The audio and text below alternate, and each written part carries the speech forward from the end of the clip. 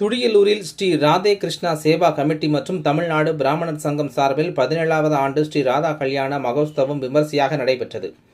உலகத்தில் உள்ளோர் நலமுடன் வாழவும் அனைவருக்கும் கேட்டது கிடைக்கவும் வேண்டி கோவை துடியலூர் அருகே ஸ்ரீ ராதே கிருஷ்ணா சேவா கமிட்டி மற்றும் தமிழ்நாடு பிராமணர் சங்கம் சார்பில் 17வது ஆண்டு ஸ்ரீ ராதா கல்யாண மகோத்சவம் விமர்சையாக நடைபெற்றது. பல்வேறு ஹோமங்கள் நடத்தப்பட்டு பெண்கள் சீர்வரிசை தட்டுக்களுடன் ஆடிப்பாடி பாரம்பரிய முறையில் நடைபெற்ற கல்யாண உற்சவத்தில் ஆயிரக்கணக்கானோர் கலந்து கொண்டனர்.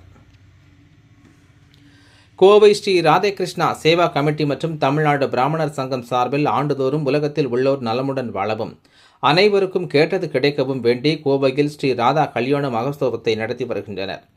இந்த நிலையில் 17வது ஆண்டாக ஸ்ரீ ராதா கல்யாண மகோத்சவம் கோவை துடியலூர் அருகே உள்ள தனியார் திருமண மண்டபத்தில் விமர்சையாக நடைபெற்றது. 3 நாட்களாக நடைபெற்ற இதில் உலக நன்மைக்காக கணபதி ஹோமத்தில் தொடங்கி சுதர்சன ஹோமம், சுயம்பர ஹோமம், குபேரலட்சுமி ஹோமம், தன்வந்திரி ஹோமம், மிருத்தஞ்சய ஹோமம் உள்ளிட்ட ஹோமங்கள் நடைபெற்றன. தொடர்ந்து பாரம்பரிய முறையில் பஜனை மற்றும் பல்வேறு திருமணச் சடங்குகளுடன் பெண்கள் சிறுவரிசை தட்டுக்களுடன் ஆடிப்பாடி பாரம்பரிய முறையில் நடைபெற்ற கல்யாண உற்சவத்தில் ஆயிரக்கணக்கானோர் கலந்து கொண்டனர். மேலும் இந்நிகழ்வில் பங்கேற்கும் குடும்பத்தினரின் நன்கு படிக்கும் குழந்தைகளுக்கு கல்வி ஊக்கப்பரிசு வழங்கி வருவதாகவும் அருகில் உள்ள பள்ளிகளில் பயிலும் மாற்றுத்திறனாளி குழந்தைகளுக்கு ஆண்டுதோறும் பள்ளி சீருடை வழங்கி வருவதாகவும் தெரிவித்தனர். மேலும் இந்நிகழ்வில் ஜாதக பரிவர்த்தனையை இலவசமாக செய்து வருவதாகவும் அவற்றை சுவாமியிடம் வைத்து பூஜை செய்வதன் மூலம் அந்த ஆண்டே அவர்களுக்கு திருமணம் நடைபெறுவது நிரூபணமாகி உள்ளதாகவும் தெரிவித்தனர். நாங்கள் இந்த ராதா கிருஷ்ணா சேவா கமிட்டியின் மூலம் ராதா கல்யாணம் பண்ணிட்டு இருக்கோம். நாங்கள் துடியலூர் கிளை கோயம்புத்தூர்ல இருக்கு பிராமின் அசோசியேஷன் இணைந்து பண்ணிட்டு இருக்கோம். ஒரு 17வது வருஷம் இந்த ராதா கல்யாணம் பண்ணிட்டு இருக்கோம். இது இங்க ஒரு 1500 பிராமின் ஃபேமிலிஸ் இருக்காங்க.